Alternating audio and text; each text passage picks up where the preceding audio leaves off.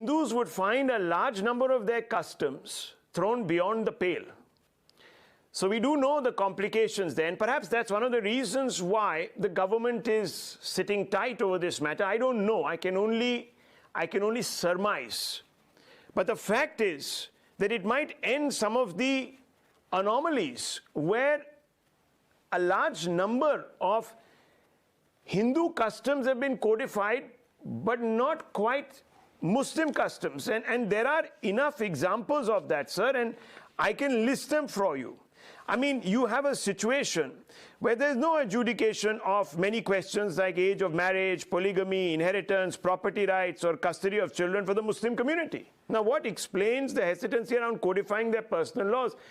It is because, the Hindus will have to pay a concomitant price for a code like this. But you also mentioned, why only make the UCC about applicable to one particular community? We are not spreading that fear, sir. It is the secular parties that are, the Congress and others, who are terrifying the Muslim community by the prospect of a UCC. They are not terrifying the Hindu community, sir. You know what I'm talking about. The UCC is communal because the left in this country believes it is communal. You know what I'm talking about a political party. So let me bring in. That uses the UCC to target minorities without realizing the complexity of the issue. No, I don't think that is true. And brings it up selectively on some I wish we had a BJP panelist here. They would have answered. I think it is, sir, the so-called secular brigade that sees the UCC as a weapon being wielded against the minorities. Who is opposing the UCC in this country? It is parties, sir, such as the TMC, the Congress. I don't know what you mean by secular brigade, by the way. Well, sir, I hope you are a part of it. We are all a part of it. But there is a pseudo-secular brigade, sir, who plays politics in the garb of sounding secular. And they have done this for the longest period of time. Nonetheless, let me just bring in Sai Deepak. Sai Deepak, go ahead on what Mr. Verma has said. So for the sake of everyone's consumption, and I think this is something that all of us can do as long as we have access to the internet and Google, just search for the Muslim Personal Law Shariat Application Act of 1937. Can you guess the number of pages this law runs into? 3 pages. The number of provisions it has? 6 sections. And you know why? Because Section 2 effectively says that what is personal law shall be decided by a person who is a Muslim and who is competent to act within the meaning of the Contract Act. And what amounts to Muslim personal law shall be decided by a person who is a Muslim and who is qualified to do so. Which means the area of Muslim personal law has been effectively left entirely to the community and its own appointees and its religious authorities. In stark contrast, 4 successive bills under the Hindu Code Bill were introduced in the 1950s. The correction that I'd like to make is that it was not just merely codified. A good number of Hindu customs were completely done away with in the name of rationalization. And what is worse is that the community was never consulted. Today we are being told that from farm laws to everything, farmers should have been spoken to. But when it comes to Hindu law, nobody was consulted. Only 2 people decided this. Dr. Ambedkar is a mixed bag. And in this case, he completely supported Mr. Nehru in his unilateral imposition of this particular position without any consultation because the framework was already ready before the independence. In the 1940s, Dr. Ambedkar had already worked on this. And some of his comments I have reproduced in my book, India That Is Bharat, which positively show that there was no consultation undertaken with respect to Hindus. That's point number 1. Point number 2, and this is extremely important for people to note. The question that Mr. Verma is asking is, why do we assume that this is going to be a reaction from the Muslim community? Why is it that the Muslim community effectively is the subject matter of the discussion whenever the Uniform Civil Code becomes the topic of discussion? Well, on a simple question of a hijab not being allowed in a secular classroom, this is the reaction across the board. This is the kind of mobilization that you see. Are you telling me that when you start a discussion on a uniform civil code, India will not have a larger issue on its hands? When Mr. Vajpayee wanted to bring about the Uniform Civil Code, he was being told, no, the community is not ready. And this was in 98, not in 47, 48, 58, 68, 78. This was in 98. Today, we are in 2021. We are being told the same thing. But the one thing that I certainly agree with Mr. Pawan Verma on is, I don't think the government should raise this issue without any kind of preparation. If it wants to discuss the Uniform Civil Code, people have a right to ask, how does it smell? How do we touch it? What is its flesh and blood character? To that extent, I completely agree. And there's a reason that I agree with, which is consistently the Indian state has proven to be an anti-Hindu state when it comes to its interference with Hindu customs.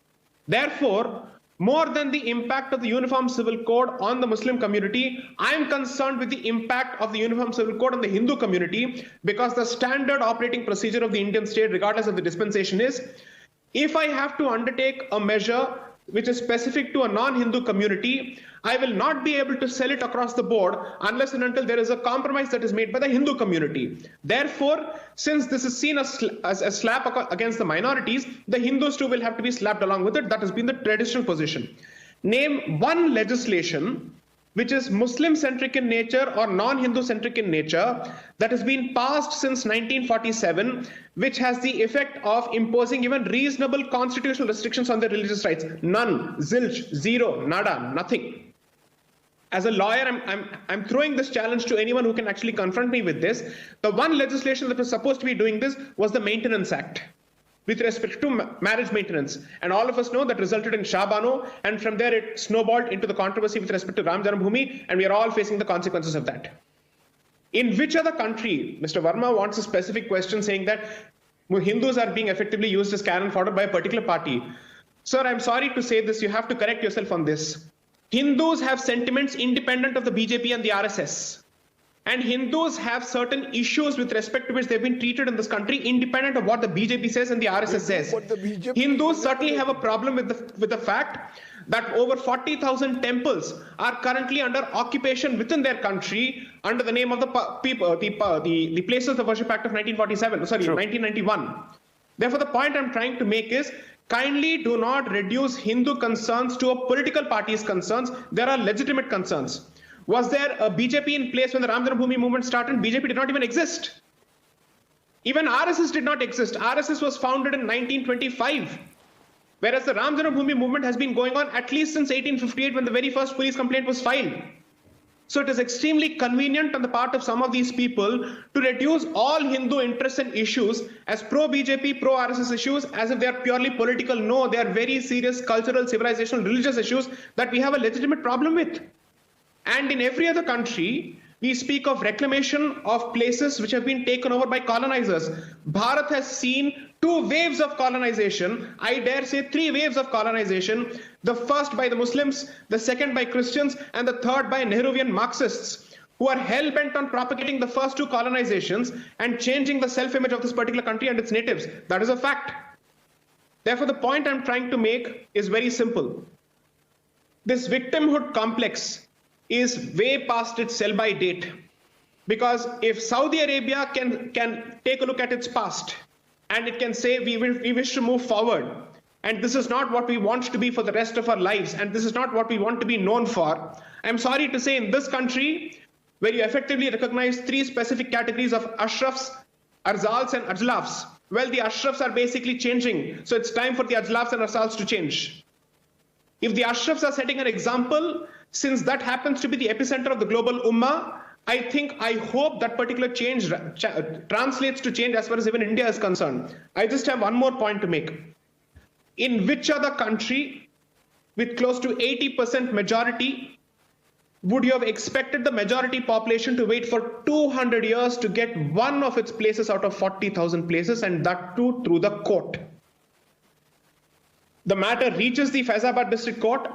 From there, it goes to Allahabad High Court, and then it gets transferred to the Allahabad High Court in 1989. A matter that is transferred in 1989 after 1947 gets decided for the very first time in 2010. You get a 2-1 verdict, you still don't have your land, then you have to wait until 2019 to finally get it. This is the extent of patience. So after having been patient for all these decades, so to speak, or even centuries for that matter, Finally, when the community says enough is enough, we are only asking for parity, not even preferential treatment. And even if parity is seen as inequality and discrimination, well, then history has a way of teaching lessons, and no constitution can come in that particular way, because the constitution is part of history. History is not a part of constitution. Please understand this. I think it's extremely important for us to know that at times a community's patience runs out. And here is an instance where the very same practice has been banned by the Kerala High Court.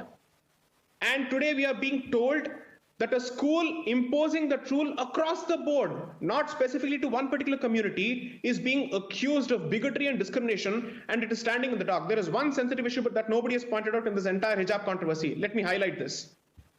We are concerned about the security and safety of girl children. 100% we should be. Now, can we take responsibility for any acts that may be committed against the institution and its teachers by elements who believe that this is a violation of their rights? We have seen instances where people have been butchered and lynched and assassinated on the steps of the court for taking a certain decision. What are we doing? We have effectively put at risk the lives of people in that particular institution by blowing this particular controversy and giving this a communal nature. And I've said this before in another program, I'll repeat this. Uttara Kannada district, this entire region has seen a massive wave of radicalization over the last 2 decades, thanks to massive influx of money from the Gulf. And therefore, that entire place has seen a huge Wahhabization of mentalities, which is why hijab, which was never present even 15 years ago, is suddenly becoming visible, and it's asserting itself. Therefore, and in this regard, I'd like to actually highlight the work of this fantastic journalist by the name Vicky Nanjappa, who's written extensively on this particular subject. When all of this is happening and SIMI's offshoots are operating from behind the scenes, is it truly our case that constitutional rights are at stake? No, I'm so sorry. The country's fabric is at stake, livelihoods are at stake, our security is at stake, and we are looking at the third wave of radicalization in this country, which does not bode well under any circumstances. Well, that was a spellbinding and expansive counter, and didn't want to stop you in mid-flow. Wonderful exposition. Would you like to respond, Mr. Varma?